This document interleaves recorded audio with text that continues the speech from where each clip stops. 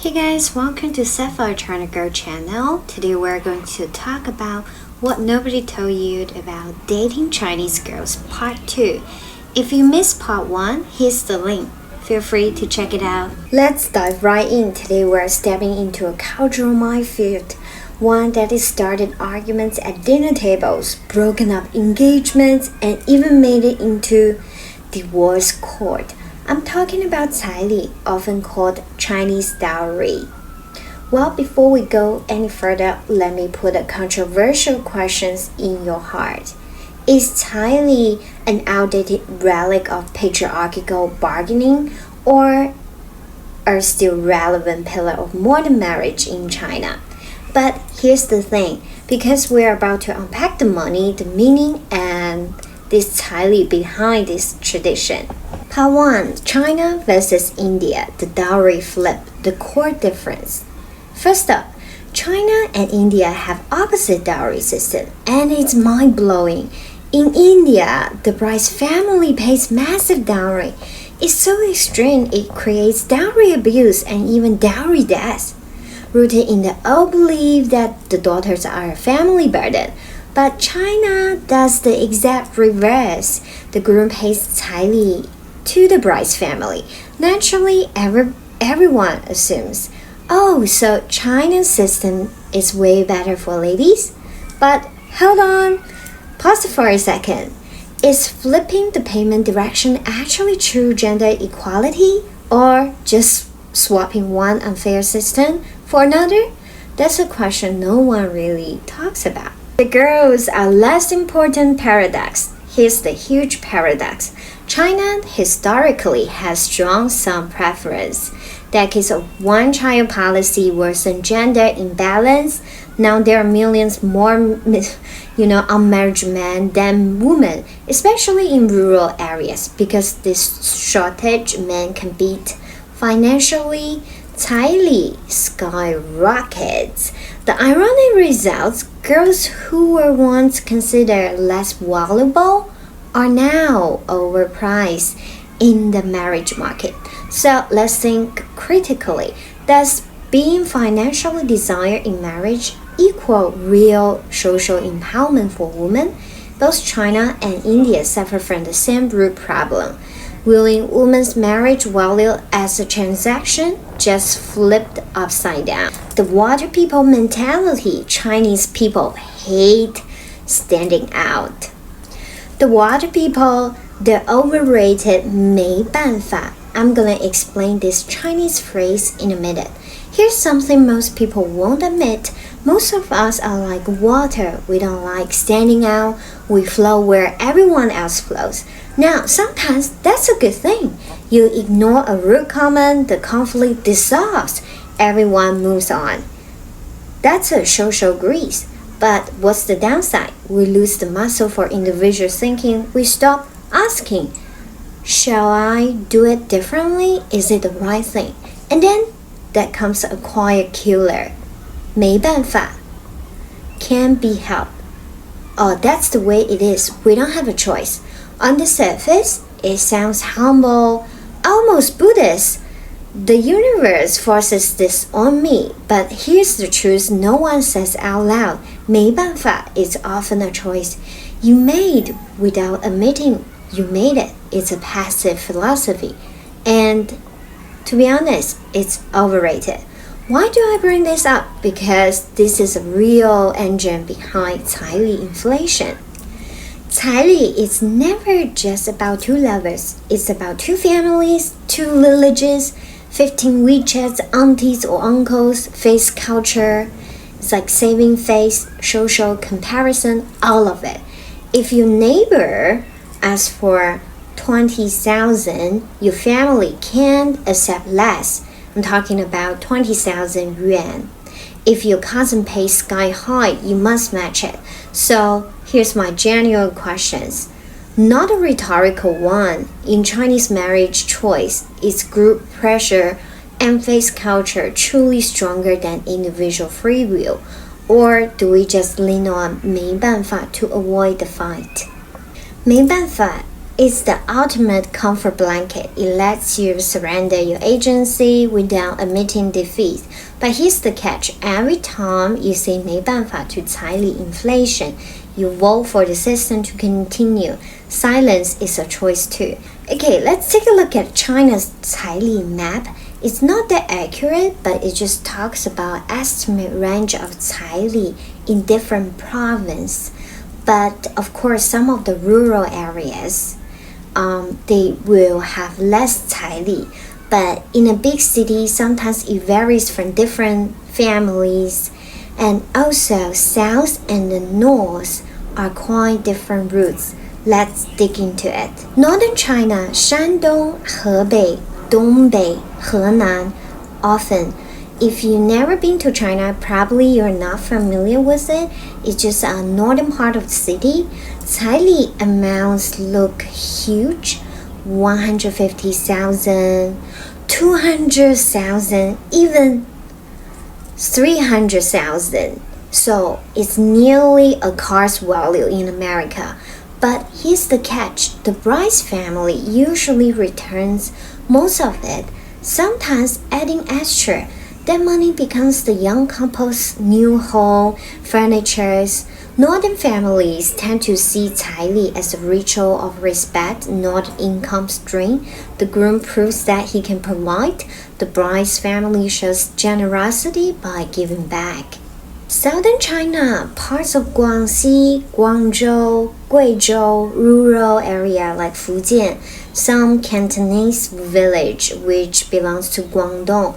Where I am in is like Shenzhen, but in Guangdong there are many small cities like Heyuan, Chaozhou, and like those areas only probably caili is a lot lower, like 1/10 of like those huge dowry cities like or province like Jiangxi is infamously for 200,000. So like those little village in Guangdong, they probably asking for like 10,000. This is where caili can become permanent.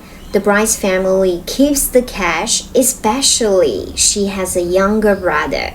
Here's the thing, during one-child policy, in the north, there was way more strict rules and there was dark moment and really dark time. Also, my mom went through this and there was a time that, people were checking their ID and they saw pregnant ladies will just grab them to do the things. In the South, the policy of one child was less strict and people, especially from the village, they can get away around this. So often you will hear people from the South, they might have 4 siblings, 3 siblings, it's common. And often you will hear that the family tends to have more child because the parents want to have a son. So if the family, there's a sister or the sister will be the breadwinner, will try to take care of the younger brother, maybe drop out of school. So that money goes towards his future caili, his future wife. In extreme cases, daughters are married off like human ATMs. That's the dark side, but this is important. Not every Southern family does this. But almost, I would say 90% of population in China will still do caili. Then there's another group entirely parents who ask for zero caili. These are often educated urban families or parents who generally believe their daughter's happiness matter more than the cash. But the thing is very few. They might say, we don't want your money, just treat her well. It's very blessing, right? That sounds ideal, but here's the awkward question in a faith cultural society. Does a zero caili marriage make the bride's family look low status, like they are desperate, or their daughter is damaged, or does it signal genuine confidence? The answer depends on the gossip circle. Age gap phenomenon. Age gaps. In China, men typically marry slightly later, late 20s to mid 30s, and often you will see mismatch. While ladies are pressured to marry earlier mid-20s, by the time when they are at around my age 30s, they are called leftover ladies if they are still not meeting anybody. So they are more like outdated. They are the one that unwanted, undesirable. Because here there's always one like kind of younger generation. We are competing with those ladies that they are like 18 to 29. So as we age older, so we are considered more invaluable. Just by me saying that I'm being invaluable, just being as 30s. That's quite funny. But here's where caili twists the knife. Older single men, I'm talking about older like 40 to 45, often it's okay in the society here if you marry later, but successful, you gotta be rich if you're older. You can marry some girls who's around 20, like 20 to 30. It's completely acceptable. So the age range here can be differ from like 10 to 20 years old. Ladies who marry later, say over 30, might see their family's bargaining power drop or paradoxically rise if they are highly educated and earn their own income. So caili interacts with age in a weird way. It punishes men for being late and pressures women to cash in early. Neither side wins. Wait, somebody wants you to pay nothing. Alright, remember how I said caili inflation is like a runaway train? Well, guess who just jumped on the tracks? You trying to stop it? The Chinese government. Yes, the same government that gave us that one-child policy and social credits. And the social credit schools is now saying, hey, maybe don't charge 300,000 for a bride. They are not just suggesting, they are organizing. Imagine the conversation, Mom, you don't need to take caili. The village will throw us a free banquet and give us extra retirement cash. Probably small. Suddenly tradition meets capitalism meets. Some places are holding some zero caili weddings, thousands of couples, maybe not that many, one big ceremony, no money exchange, probably both sides of families are pretty wealthy. The local officials stand there smiling for photos like, see, love wins. It's kind of working. In some places, the average caili has dropped from 200,000 to how about just 20,000. The awkward reality, does zero caili make you look cheap? But you knew this was a but coming, right? Here's the hilarious, sad, real problem. Even when zero caili is allowed, many families refuse. Why? Because Auntie John down the street will whisper their daughter marry for free.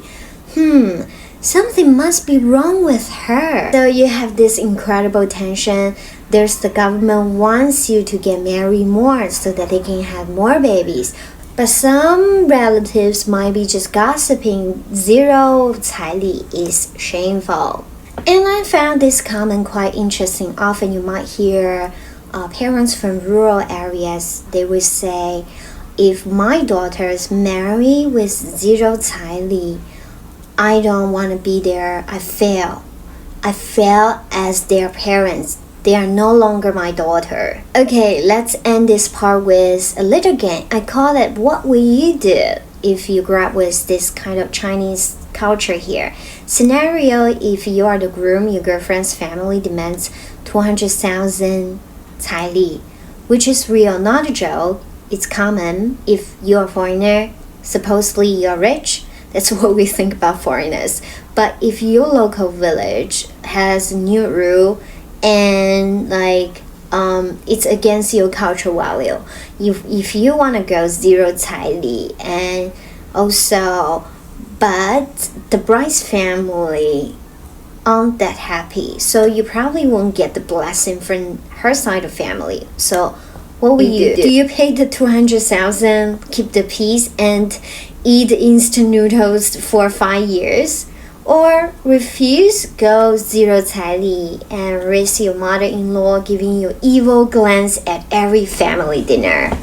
Put your answer in the comment, and here's my real question to chew on. Is zero caili a beautiful step towards love-based marriage, or just another way for the state to control personal life, this time with rewards instead of punishments? Hey, if you enjoyed this honest deep dive, like, subscribe. And I'm Sapphire, a Chinese wife married to an American living in China. Thanks for watching. See you next time.